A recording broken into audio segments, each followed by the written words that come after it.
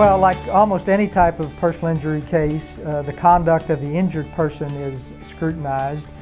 So if, let's say, a construction worker falls because he or she's not paying attention to what they're doing, then that person's conduct would certainly be compared to the conduct of whoever it is you're going after.